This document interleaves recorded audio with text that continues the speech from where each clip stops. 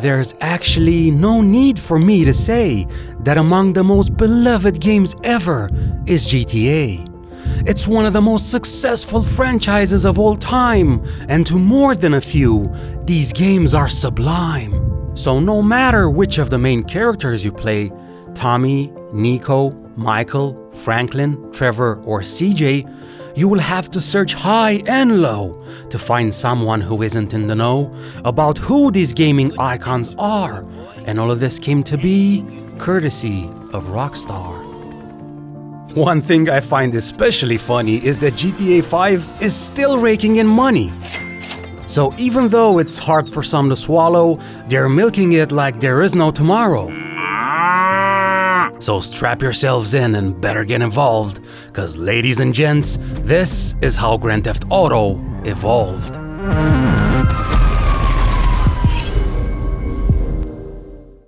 The year was 1987. Here our protagonist lies, a man named David Jones with red hair and blue eyes. One starry night he thought to himself, I'll start a video game company, but not by myself. Thus, in Dundee from Scotland, a new adventure was forming, so DMA Design was created and started performing. They made 2D side-scrollers. I'm sure you don't know. I don't mean anything by it, it was just so long ago. Among them was Menace, Blood Money, no not Hitman 4, Shadow of the Beast, Lemmings, and many, many more. Kotaku's Luke Plunkett wrote this about Lemmings the game. It sold over 20 million copies, he had to exclaim. So after the success of the Critters, the team had in mind an entire new game with fresh ideas and new design. Race and Chase was its name, and they wished it was roaring. But sadly, it crashed a lot and it was boring. The world from that game felt more like a sim than a cool action-packed game filled to the brim. The fun thing about it is that the map from the game was made of 3 areas, each bearing familiar name. Liberty City, Vice City, and San Andreas they were called, and if you're like me when I heard this, you must be enthralled. But now returning to our neck of the woods, DMA Design was in trouble. They couldn't deliver the goods. 'Twas a sad portrait, gloomy, some claim. They had a great concept, just not a fun game. But then came a miracle, might have been around Christmas, or at least that's the word in the business. Sam and Dan Hauser was this miracle's name from BMG Interactive that published many a game. And as the pair was climbing the corporate ladder, they were being put in charge of titles that mattered. And so came to be that after a while, the two brothers looked at Racing Chase with a big smile. They saw great potential in DMA's game and thought not to fix it would be a great shame. So for a really long time, they worked on the title. Many months had passed by and still nothing vital. It appeared that all but good things were in sight, cause they tried everything, and they were all like, "This project feels like a Sisyphean task. Can someone go get me my brown vodka flask?" Okay, I wasn't there, I don't know what they had said, but neither were you, so we'll just go with my version instead. So much time had gone by and no one was cheering. Until one fateful day when Providence was nearing. The gods of development looked at DMA from above, so they took mercy on them and showed them some love. Originally, the game was designed that if you played like a rover, when you broke the law, the police pulled you over. But on that fateful day, a bug from the game made the police ram into your car, and an idea came. A hell of a thing, they might have said. This was too cool, so they went ahead. They adored this. Not a bug, it's a feature. So they tinkered with the game and dug deeper. Eureka! Said some developer, or at least I envision, cause they now had the formula that fit with their vision.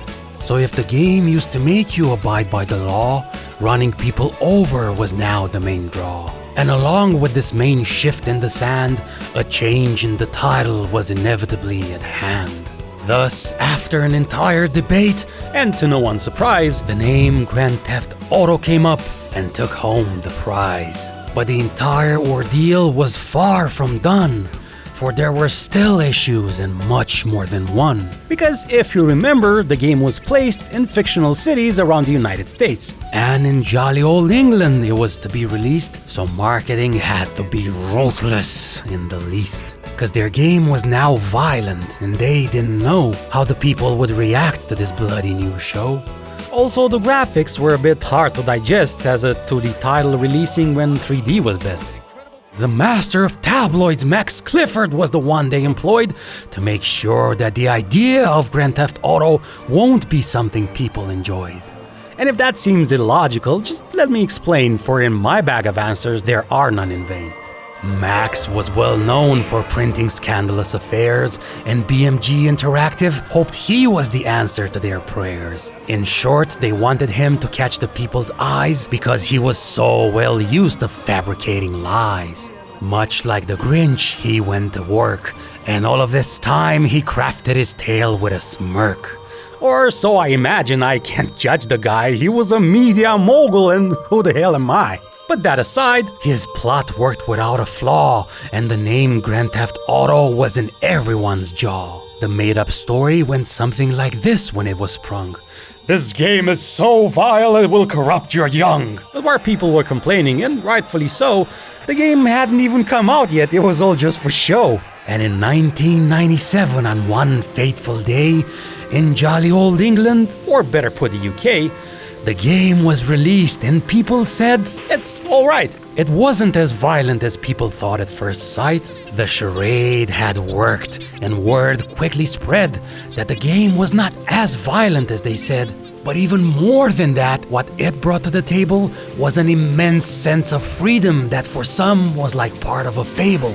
Well, a 2D urban fable, of course, because not everyone wants a sword and a horse. But let's leave that be and turn back to our affairs, where Grand Theft Auto was the answer to many prayers. The revolution behind this new gameplay was that the player could have done as he'd may. If, for example, one would feel a homicidal itch, he'd just have to get out of his car and make that world his bitch. But as I've said, that wasn't really GTA's point. It was the way the game handled the concept of freedom that didn't disappoint.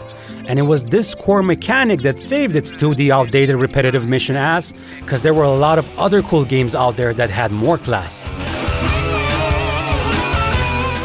After the release of GTA, BMG Interactive was noticed by Take-Two that found it extremely attractive. Now, Take-Two was founded in 1993 by a man named Ryan Brandt, or simply put, he. Take-Two had a portfolio that continued to grow, and many were of a point-and-click sort. I just thought he should know.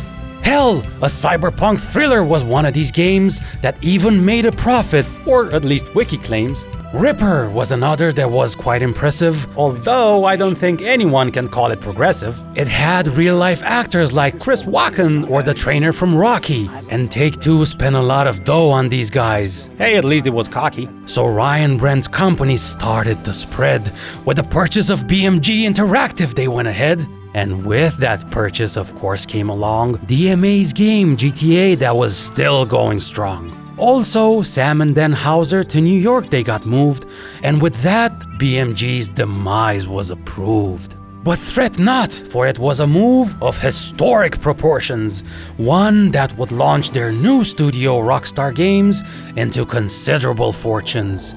Also, and still on the matter, this rebranded old team started getting fatter. With new people and projects, cause the new direction wanted even more studios and games to gain people's attention. Meanwhile, company changes were yet to be done, and a bit further up north, there was at least one that to Rockstar Canada it got rebranded. Start making expansions! Someone demanded, and like busy little elves, they got to work. While a bunch of them were like, Take-Two's a jerk. It's a tale as old as capitalist time, that when you're taken over, it's less than sublime. The good old times when making games was something real funny was kind of over, cause with these people, it's all about money. For an employee, time was now scarce and work became labor. Barely a hi or farewell to their cubicle neighbor. Corporate demons started appearing all of a sudden under the guise of deadlines, which were a dozen. While the team from DMA with other projects was getting in line, GTA's first expansion came out, London, 1969. Reception was average at best. More of the same thing, Reviewers expressed. Soon after, the same affair was in place. No innovation still was the case. The second expansion, London 1961 it was called, and as you might have guessed, no one was really enthralled. So that was the story of Grand Theft Auto 1, with all of its ups and downs, we're finally done. Not with the whole thing, we have a bit more to go. For now, it's GTA's 2 turn to steal the show. When it came out, the game looked A bit prettier, although not by that much, at least it didn't look shittier. It was basically the same game as GTA 1, but that wasn't enough and it impressed none. So like the first 2 expansions, it was hit with the same criticism, and all sorts of salty reviewers wrote with great cynicism. However, things weren't all that bad for at least improvements to the main formula it had. The new map was appropriately named Anywhere USA, as it is famed. And in this new adventure, you were a mercenary of a murderous sort that affiliated with gangs and showed them support. But when you sided with one more than others, they turned against you and were no longer your brothers. Side missions with vehicles were introduced, But nothing amazing, more of the same one reproduced. pedestrian AI was also improved. When you started a rampage, they sure as hell moved. To sum it all up, Grand Theft Auto 2 was better in some ways, all credits are due. But like I've said a minute ago, it was still kinda the same, not a lot new to show. And if you're curious who's here to blame, remember David Jones? No, it's not his shame, but his input is crucial to our conundrum, for within him lies the answer to the problem. After the release of GTA 2, he quit his job because he was blue. He said the fault lies within management. That was the reason for his annulment. DMA Design had many owners after the first GTA, and direction kept shifting, not in a good way. He also said that the issue most consequential was the lack of time that was essential. But no tears are needed, for the game performed well. No game is stranger to development hell. The time has now come to call this a wrap. If you like this video, give it a clap. And although our story is done for today, another will come soon, maybe in May. It's not a secret, it's about the third one, the game that raised the bar for everyone. Hey guys, thanks for watching. I hope you liked this one. I had a hell of a time writing it. I'm actually quite pleased with how it came out. So yeah, if you liked it, you know the drill. Like, share, subscribe, you know. Anyway, a huge thank you to all of our patrons. Yeah, they're called patrons. In the meantime, I hope these holidays catch you and yours safe and happy as well. Why not? So stay safe and see you in the next one.